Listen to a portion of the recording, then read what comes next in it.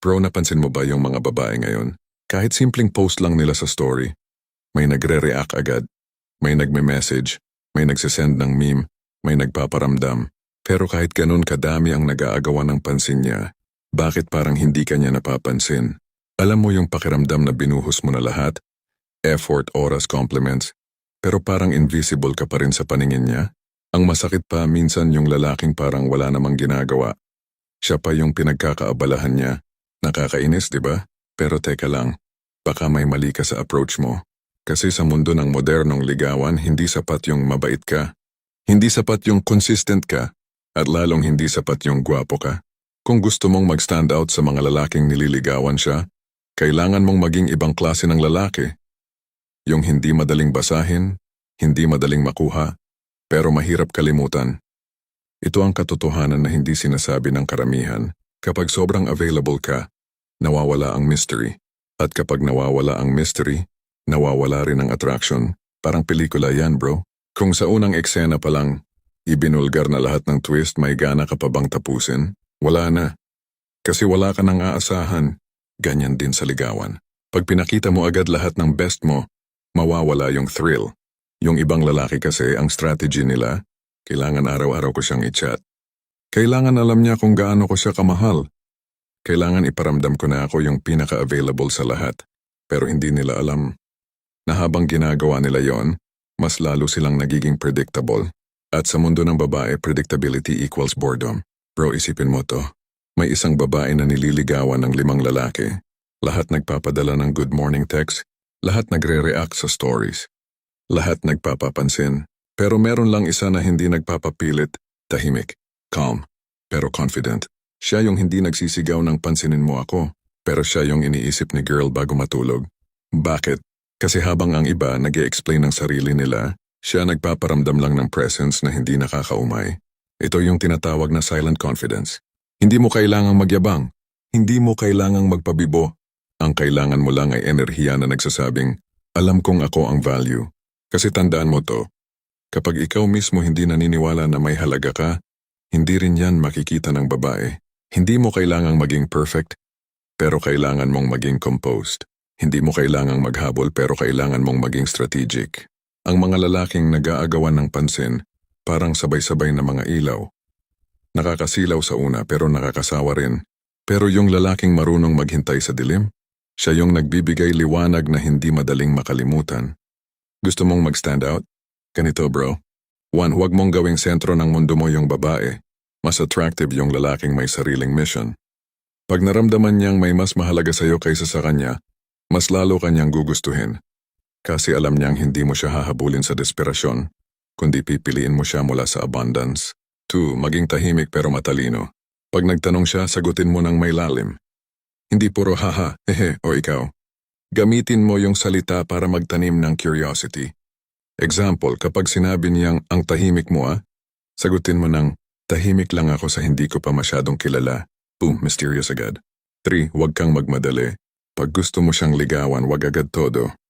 Huwag mong pilitin ang moment, hintayin mo. Kasi ang tunay na confident marunong maghintay ng timing. Hindi siya nagmamadaling makuha. Kasi alam niyang siya rin ang magiging prize sa dulo. 4. Have a life beyond her. Magtrabaho, mag-gym, magbasa, mag-focus sa growth mo. Kapag nakikita niyang fulfilled ka kahit wala siya, dun siya matatakot mawalan ka. Kasi yung lalaking masaya mag-isa, yon yung lalaking gusto ng babae makasama. Parang buffet to, bro. Kung puro pare-pareho lang ang ulam, spaghetti, fried chicken at hotdog, hindi mo na alam anong pipiliin. Kasi pare-pareho lang ang lasa. Pero kapag may isang kakaibang dish na tahimik lang sa gilid, huwag kang magulat kung yun ang unang maubos. Ganun ka dapat. Hindi kailangang sumigaw para mapansin. Basta yung presence mo iba. Sabi nga sa isang hugot quote, hindi mo kailangang maging maingay para mapansin. Kailangan mo lang maging totoo at tahimik na may laman. Ngayon sa social media age, lahat gusto ng validation. Pag hindi nag-reply agad, may anxiety. Pag hindi nag-post ng story, akala may iba. Pero ang tunay na kalalaking standout, hindi nagmamadali sa attention. Kasi alam niyang attention comes to those who don't beg for it. Kaya pag hindi ka nag-reply agad, hindi dahil pakuul ka kundi dahil may buhay ka rin sa labas ng chatbox. Pag nakita niyang hindi mo kailangan ng validation niya, doon siya magtataka. Doon siya magiging curious. At doon ka magiging ibang klase. Bro, gusto mo bang malaman kung bakit may mga lalaking hindi naman gwapo, hindi rin mayaman, pero bakit parang sila yung laging nauuna sa puso ng babae? Hindi sila sobrang sweet, hindi rin sila showy. Pero may kung anong kakaiba sa presence nila, yung tipong kapag nakatabi mo, parang gusto mong makilala pa. Yan ang tinatawag na emotional contrast.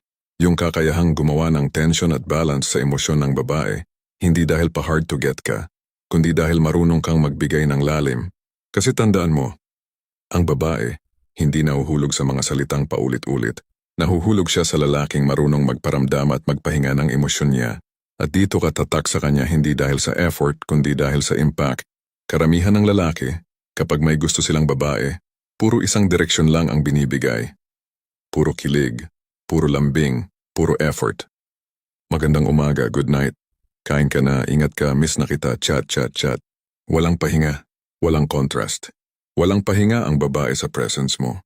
At dahil walang pahinga nagsasawa siya, tandaan mo to bro. Ang emosyon ng babae ay parang musika. Hindi pwedeng puro high notes. Kailangan ng rhythm, ng tempo, ng tahimik na pagitan para mas ma-appreciate yung melody. Kung puro ka kilig, mawawala yung thrill. Kung puro ka effort, mawawala yung excitement. Kasi ang puso ng babae hindi mo dapat laging punuin. Kailangan mo rin siyang bitinin. Isipin mo ito. 3 kayong nanliligaw. Lahat nagpapadala ng flowers, nag-aalok ng hatid sundo. Nagpaparamdam halos araw-araw. Pero ikaw, iba ang approach mo. Hindi ka palaging nandun. May araw na mag-uusap kayo ng malalim. May araw na tahimik ka lang. May gabing nagre-reply ka agad. May gabing hindi. Pero hindi dahil nagpa-play safe ka, kundi dahil may sariling rhythm ang energy mo. Anong epekto nito? Napapaisip siya. Bakit parang unpredictable siya? Bakit minsan parang ang lapit-lapit niya? Tapos biglang parang may sariling mundo. Bakit kapag kasama ko siya, kalmado lang siya? Pero parang may laman ang mga mata niya. Yan ang tinatawag na emotional tension. Yan ang dahilan kung bakit kahit hindi mo siya hinahabol, ikaw ang naiisip niya bago matulog. Kasi habang ang ibang lalaki predictable, ikaw may lalim. At tandaan mo bro, ang babae hindi nababaliw sa lalaking palaging available. Nababaliwala siya kapag wala ka. Pero napapaisip kapag may kakulangan ka. Hindi mo siya gustong saktan ha? Gusto mo lang gamitin ang emosyon bilang strategy. So paano mo gagamitin ang emotional contrast sa ligawan? Narito ang mga stoic plus psychological moves na pwede mong gamitin. Sunibigay pero bawiin. Kapag nagparamdam ka ng kaunting sweetness, sundan mo ng space. Halimbawa, mag-chat ka ng ingat ka, wag masyadong pagod ha. Pag nag-reply siya, wag mo agad sundan ng 20 messages. Pahingahin mo. Let her feel the energy na ikaw rin ay may sariling mundo. Bakit? Kasi kapag masyadong madalas, nawawala ang halaga ng effort mo. Pero pag bihira, tumitimbang. Parang ulan. Kapag araw-araw umuulan, nagsasawa ka. Pero kapag tagtuyot at biglang umulan, ramdam mo ang halaga ng bawat patak. 2. Maging unpredictable sa timing. Hindi mo kailangang maging pa-hard to get, pero kailangan mo maging authentic. May araw na sweet ka, may araw na reserved ka. Pag nakikita niyang hindi mo ginagawa ang lahat para magustuhan ka, mas lalo siyang magkaka-interes. Kasi ang mga babae, gusto nila ng emotional adventure.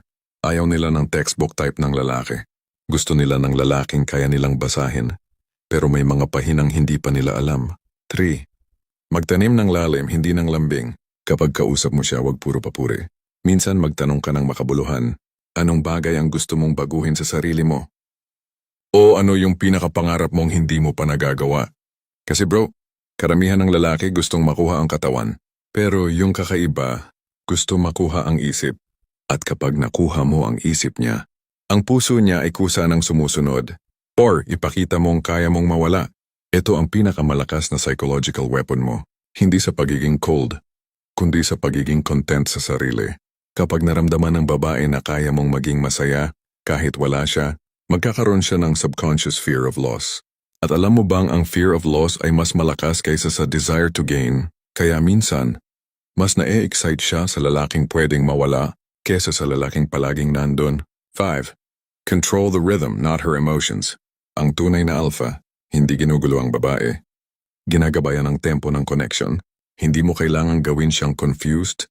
Ang goal mo ay iparamdam ang balance. Kilig ngayon, tahimik bukas, meaning sa susunod. Kasi dun siya nahuhulog. Sa roller coaster ng emosyon na ikaw mismo ang may hawak ng manibela, Isipin mo ang chat pattern ng typical na lalaki. Good morning. Kamusta ka? Kumain ka na? Tulog ka na? Paulit-ulit. Routine. Predictable. Pero yung lalaki na marunong sa emotional contrast iba. Pag sinabi ng babae, ang tagal mo mag-reply, sasabihin niya lang ng kalmado. May mga bagay lang akong inaasikaso. Pero gusto kong magkwento ka kapag free ka. Boom. Hindi defensive. Hindi rin cold. Balanced, masculine. Kasi habang ang iba nagpapaliwanag, ikaw, nagpapatuloy lang sa mission mo. At yan bro ang nakaka-turn on sa babae.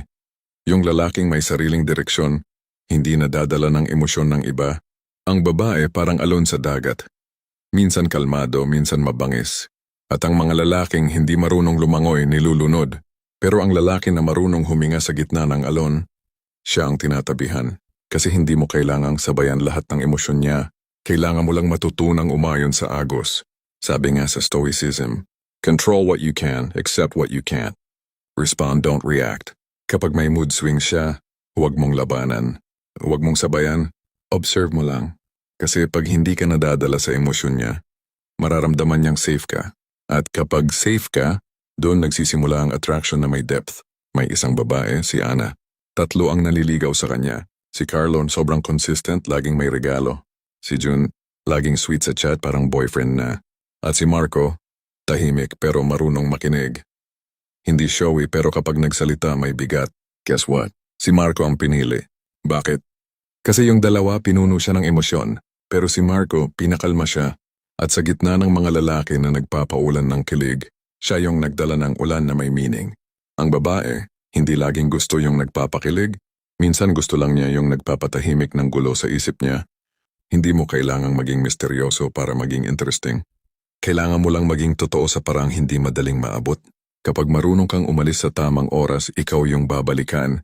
Ang essence ng emotional contrast ay control.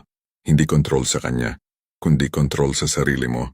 Ang stoic na lalaki, hindi nagpapaikot ng emosyon ng iba para lang mahalin siya. Ginagamit niya ang mastery sa sarili para maging center of calm sa gulo ng mundo ng babae. Kapag tahimik ka pero puno ng lalim, ikaw yung sandalan niya kapag napapagod na siya sa drama ng mga nagpaparamdam. Yan ang dahilan kung bakit ang mga babaeng sanay sa atensyon nahuhulog sa lalaking hindi naghahanap ng pansin. Kung gusto mong mag-stand out sa mga lalaking nililigawan siya, huwag kang palaging present, maging worth missing. Huwag kang palaging sweet, maging may lalim. Huwag mong punuin ang emosyon niya, bigyan mo siya ng pahinga. Huwag kang mag-react, matutong mag-observe at mag-lead ng tempo. At higit sa lahat, maging lalaking kalmado sa gitna ng competition. Kasi habang ang iba nagmamadali, ikaw ang lalaking nakakaintindi ng rhythm ng babae at ng sarili mo. Bro, aminado ka man o hindi, dumating na rin siguro yung panahon na ginawa mo na lahat. Binigay mo yung oras mo, effort mo, pag-unawa mo. Pero sa huli, parang ikaw pa rin yung lugi. At ang mas masakit, habang ikaw nagmamahal ng buo, siya naman parang nag-i-enjoy lang sa atensyon. Pero may isang klase ng lalaki na kahit hindi naghabol, siya ang hinahabol. Kahit hindi nagpaparamdam araw-araw, siya ang laging iniisip. At kahit hindi masyadong expressive, siya ang gusto laging kausap. Sino to? Siya ang tinatawag kong detached man. Hindi cold, hindi manhid, kundi lalaking marunong magmahal, pero hindi nakakalimutan ang sarili. At yan bro ang pinaka nakaka-addict na enerhiya para sa isang babae. Ang problema ng karamihan sa atin, pag nagkagusto tayo, dun umiikot ang mundo. Kalimutan na ang gym, trabaho, goals, basta siya okay na. At diyan ka na natatalo. Kasi sa mata ng babae, ang lalaking nagmamadali nagpapakita ng desperasyon. At ang desperasyon bro kaboses ng insecurity. Tandaan mo to, walang babaeng na-attract sa lalaking hindi sigurado sa sarili. Pag nag-chat siya, reply agad. Pag nag-post siya, react agad. Pag nagparamdam siya ng konting lamig, panic mode ka na. Wala kang control. At ang lalaking walang control, hindi nakaka-turn on. Imagine mo ito. 3 kayong nagko-contest sa atensyon niya. Yung isa araw-araw nagte-text. Yung isa laging nagvo-volunteer para samahan siya. Ikaw, hindi masyadong nagpaparamdam. Pero pag nagkausap kayo, parang may spark na hindi niya ma-explain. Bakit? Kasi nararamdaman niyang iba ang energy mo. Hindi ka sabik. Hindi ka pressured. Relax ka lang. Parang alam mong wala kang kailangang patunayan. At habang yung iba nagpapapogi sa labas, ikaw, nagpaparamdam ng lalim sa loob. Bakit? Kasi marunong kang mag-detach. Ang detachment bro, hindi kawalan ng care. Ito ay mastery ng sarili. Ang ibig sabihin nito, kaya kong gustuhin ka. Pero kaya ko ring maging masaya kahit wala ka. At yan ang pinaka nakaka-curious sa isang babae. Kasi sanay siya sa mga lalaking takot mawala siya. Pero pag nakilala niya yung lalaking kayang mawala ng hindi natatakot, siya ang natataranta. So paano ka magiging detached man na hindi cold pero powerful? Narito ang stoic style moves na dapat mong i-apply. 1. Alamin kung saan nagtatapos ang emosyon mo. Hindi mo pwedeng ibuhos lahat ng energy mo sa kanya. Dapat may boundary. Kapag nagparamdam siya, respond. Pero huwag kang masyadong excited. Kapag nag-ghost ka, huwag kang mag-panic. Observe mo lang. Sabi nga sa stoicism, control what you can, accept what you can't. Hindi mo makokontrol ang feelings niya, pero makokontrol mo kung paano ka magre-react. 2. Huwag mong gawing sukatan ng halaga mo ang reaksyon niya. Pag hindi siya nag-reply, hindi ibig sabihin na may mali sa'yo. Pag hindi siya sweet, hindi ibig sabihin na hindi ka worth it. Kasi bro, ang self-worth mo, hindi dapat nanggagaling sa atensyon ng babae. Kung gusto mong mag-stand out, kailangan mong ipakita na hindi siya ang validation mo. Kasi sa mundo ng ligawan, ang pinaka nakaka-addict na lalaki ay yung hindi kailangan ng approval para maging buo. 3. I-anchor mo ang sarili mo sa purpose, hindi sa relasyon. Habang ang ibang lalaki nakafocus sa sana maging kami, ikaw dapat nakafocus sa paano ako lalago. Pag nakita ng babae na may direksyon ka, magiging natural sa kanya na sumabay sa mission mo. Kasi gusto ng babae yung lalaking may daang sinusundan, hindi yung nawawala sa kanya. 4. Practice the power of silence. Kapag may tampuhan, huwag mong piliting ayusin agad. Minsan silence ang pinakamalakas mong move. Kasi sa katahimikan mo may boses na maririnig siya. Yung realization na bakit hindi siya naghabol. At sa oras na maramdaman niyang hindi mo kailangan ang approval niya, doon niya mararamdaman kung gaano siya gustong bumalik sa presence mo. 5. Huwag mong kontrolin, inspire mo. Hindi mo kailangang manipulahin ng babae. Ang kailangan mo ay maging kalmadong leader ng emosyon. Kapag malambing siya, i-appreciate mo. Kapag malamig siya, huwag kang ma-offend, smile ka lang. Kasi habang ang iba napipikon, ikaw steady lang. At doon niya makikita na hindi ka ordinaryo. Sa panahon ngayon bro, maraming lalaki ang na-addict sa dopamine ng notification. Pag nag-seen, may meaning. Pag nag-reply, kilig agad.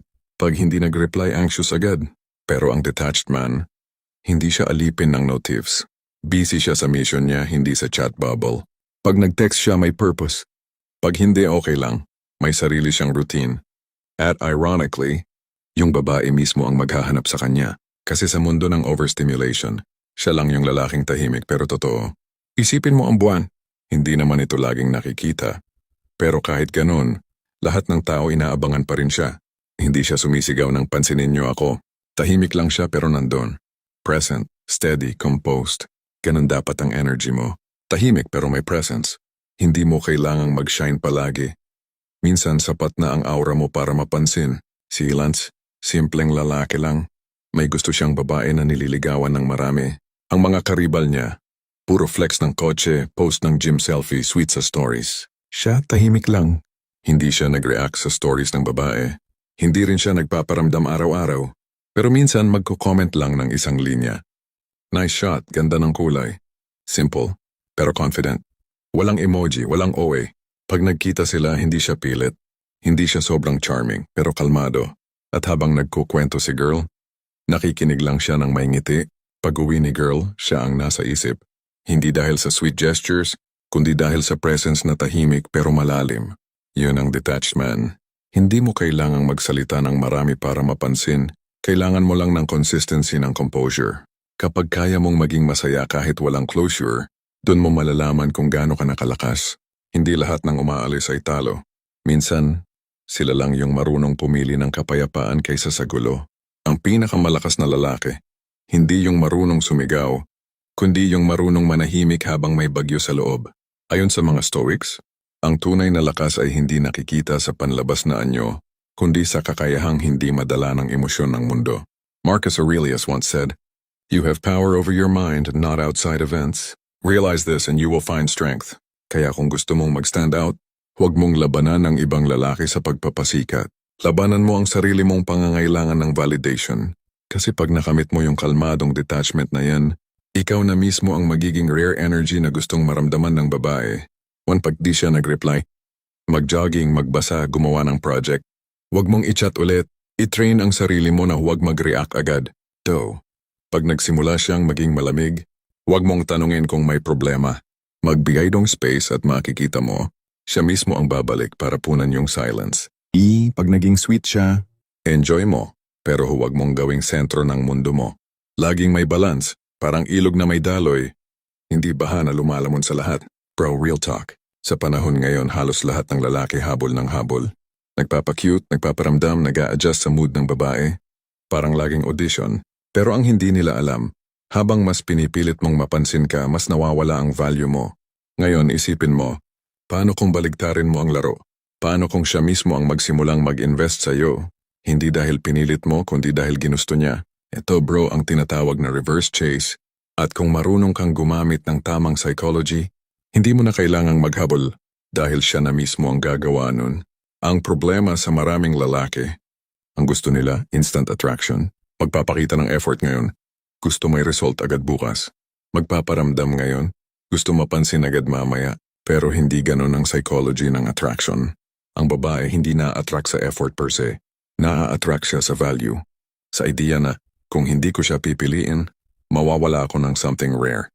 Ang tanong, paano mo ipaparamdam yan kung ikaw mismo ay nagmamadaling mapansin?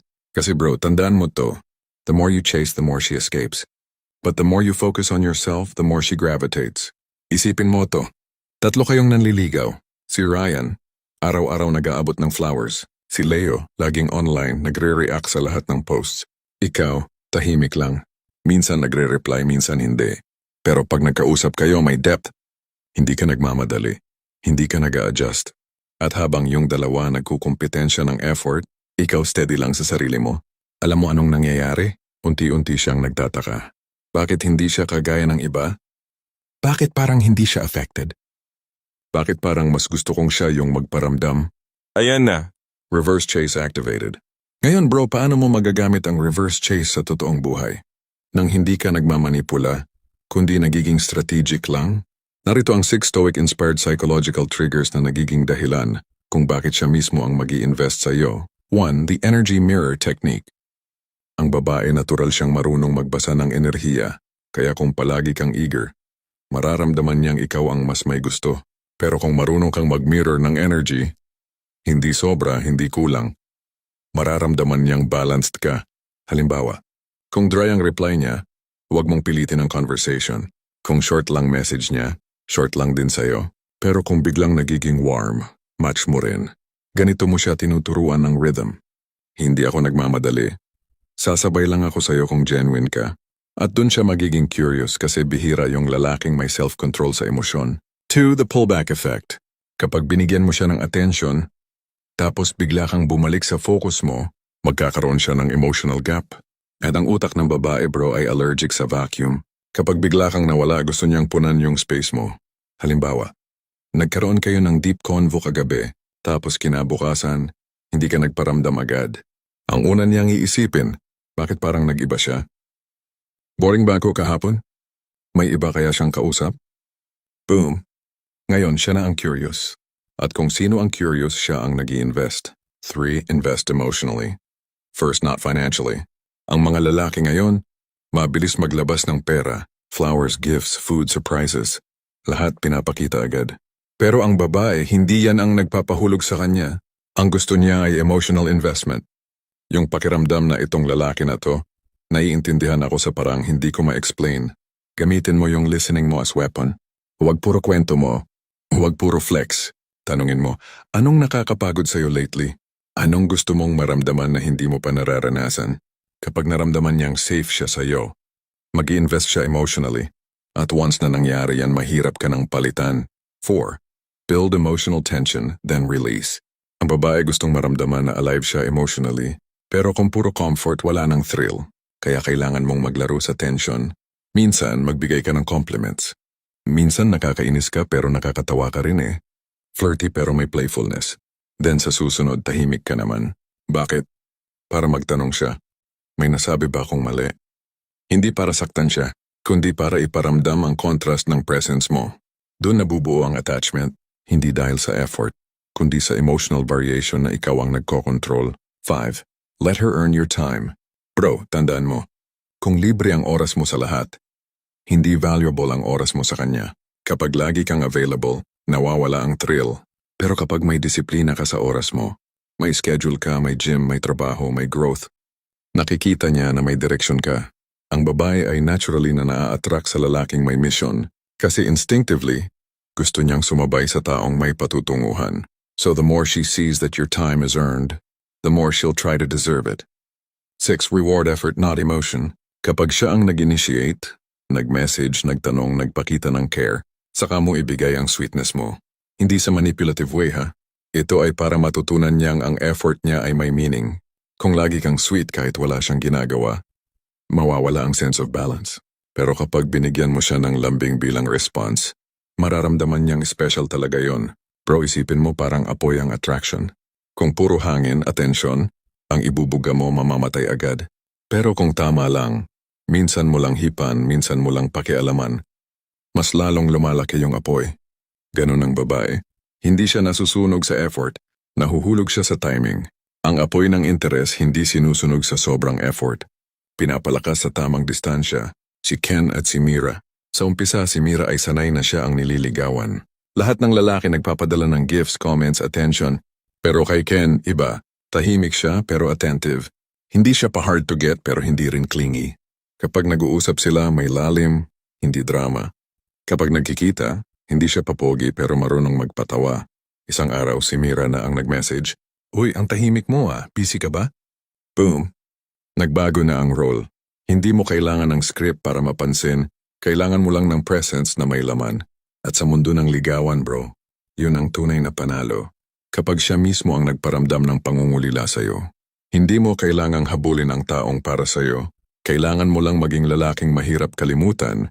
Ang attraction, hindi laging tungkol sa pagpapakita. Minsan, nasa tahimik na confidence na hindi kailangang ipaliwanag. Kung marunong kang maghintay, darating yung babaeng mapapansin yung lalim mo, hindi lang yung effort mo. Ayon sa mga Stoic, ang tao na hindi kontrolado ng emosyon ng iba, siya ang tunay na malaya. Kaya kung gusto mong mag-stand out sa mga lalaking nililigawan siya, maging lalaking marunong mag-observe, hindi mag-react, maging lalaking nagbibigay ng presence, hindi pressure, at higit sa lahat, maging lalaking kaya niyang umalis, pero pinipiling manatili. Marcus Aurelius said, "Hindi mo kailangang ipilit ang pagmamahal, ikaw mismo ang nagiging magnet ng respeto, ng attraction, at ng curiosity. Para maging lalaking hinahabol ng babae, hindi habol sa babae, tandaan mo to. Mag-mirror ng energy, huwag sumobra. Bigyan siya ng space para mag-invest. Build emotional tension and then release. Ipagkait ang oras mo sa hindi deserving. Reward effort, hindi emosyon. At higit sa lahat, huwag kang maging alipin ng validation. Kapag na-master mo yan, hindi mo kailangang patunayan ang sarili mo sa kahit sino. Dahil ang presensya mo pa lang, sapat na para maramdaman niyang iba ka. Kung nagustuhan mo ang video na ito, i-comment mo sa baba.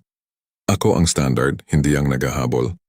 Kasi bro, tandaan mo, ang tunay na lalaking kaakit-akit, hindi yung maraming effort, kundi yung marunong maging kalmado sa gitna ng ingay.